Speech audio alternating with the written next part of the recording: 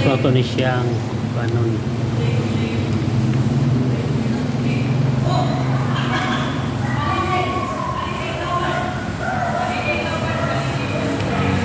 Kung sabay atong basihan nganong Disyembre 25 man ang ato ang Pasko. Kung sila nga di nabasa sa Biblia. Ang Biblia wa kay mabasa ri pitsa kano sa gisulat. Pero kung nakabalo man ta kano sa gisulat tungod ni sa pagtuod sa mga Bible scholar nato. Ang matira ka Bible scholar o kining kuan kining Pasko gibase nato ni sa Biblia. Nanay diri sa Ebanghelyo San Lucas kapitulo 1. Na dire gingon kapitulo bersikulo 8. Sa kadlaw niya na nagtuman si Zacarias siyang itong danan sa pagkapari at tabangan sa Dios, diya sa bahin sa pag-alagad ayang angkon adlaw-adlaw. Sumala sa batasan nga gisunod sa mga pari, napili siya pinagi sa ripa sa pagsunog sa insinso dito sa halaran. Busa bisunod siya sa templo sa Ginoo si Zacarias. Sa mga pagtuon kanang hitabua nga ang mga pari ni siya sa Old Testament. Kaning pari nato karon, pari ni sa New Testament nga panahon ni Kristo, nga ang pangulong pari mo si Kristo. Pero sa Biblia na ay pari sa Old Testament.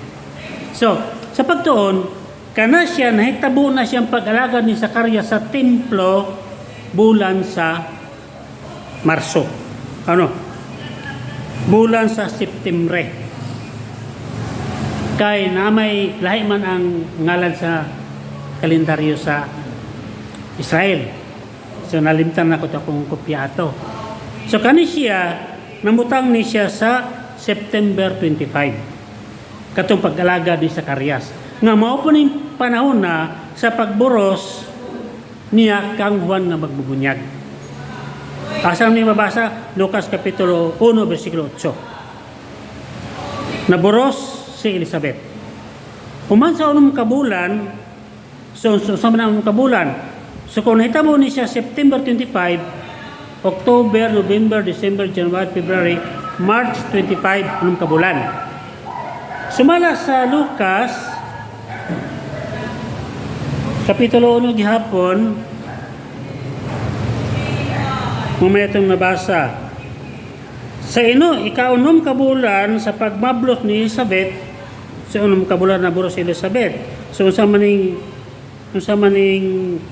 bulan sa Marso.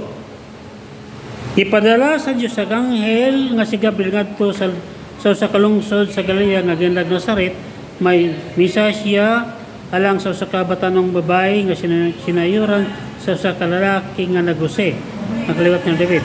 So sim Santa Maria. So gisugo niadto ni si Anghel Gabriel kang Santa Maria, nagpahibalo ni Santa Maria nga maburo si Santa Maria. So unom ka bulan, so September 25 katong paghalad ni Zacarias nga naburo si Elizabeth. So unom ka bulan, so October, November, December, January, February, March. Unong kabulan. Pagka unong kabulan, March 25, mo po'y pagburos ni Mama Mire. So kung March 25 naburos si Mama Mire, so March, April, May, June, July, August, September, October, November, December 25, saktong siyam kabulan. Birthday ni Jesus. So naatay basihan sa Biblia. Wala tang maghimong mga to. Pagawa sana, kay ang simbahan gitagaan mo naggahom sa Ginoo ni Kristo nga insya nga ang inyong itugot diri sa kalibutan itugot sa langit. Gahom na sa simbahan gitawag tog magisterium. Asam na mabasa sa Biblia, Ebanghelyo San Mateo kapitulo 16. Sa atong basahon Mateo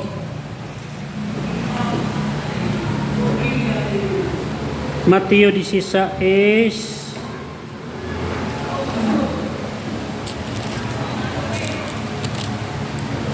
so dato si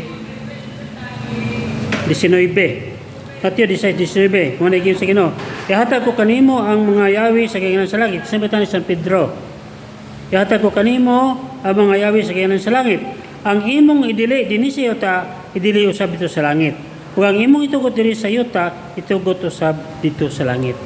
Tawag ani siya magisterium nga gihatag sa Ginoo ngadto kang San Pedro, ang unang Santo Papa sa Simbang Katoliko. Pagkamatay ni San Pedro, ipulihan siya. Ang maong gahom nagpadayo na ug hantod sa atong panahon karon. Mao nga ang simbahan ang dunay katungod pagdeklara nga muna siya muna itong kasalugan nga sa una pa lang isaulog na nila ang Disyembre 25 nga Pasko. Wala pa po'y nisupak. Wala pa yung protestant atong time. Pero sa diha ng nanay protestant, sila nga, dili na 25. So doon na sila kaugalingon na kanang panghuna-huna. Pero dili man tapos yung musupak sa simbahan. Kay mo man kita ganog gahom sa Diyos pagdeklara. Mabitaw nga, makadeklara na siya, insang na himong santos. So gahom na si simbahan nga, kitawag magisterium. O kanang maong pagproklama nila nga sumala po sa Biblia nga pagburos ni Santa Elizabeth kang huwan nga mabubunyag di pagkaunom ka bulan ni Pebalos siya ang anghel kadto sa Santa Maria naburos po si Santa Maria mo pagka December 25 mo ang birthday sa atong Ginoo no nagsuulog ta ana so nanay siya kung Biblia basihan natay mga pagtuon ana natay nanay koneksyon pagtuon madili ngayon nga naghimo-himo lang ta sunod tayo mga basyan. O, wala po yung nisupak. Dapat unta, sa tuig 900 na natin nisupak. Sa tuig 1200 wala man nisupak. Karon lang nahitabo. Nga nisupak kay tungod na nga libre mangudta karon nga maghimog relihiyon. Sumunod na katayang relihiyon karon tungod ana. So, muna kita, ato lang ipatinaw na kung nagsaulog tayo ng Pasko, ang ayan lang. Kaya magsaulog ng birthday na to, di ato pong salugon ang birthday sa atong Ginoo.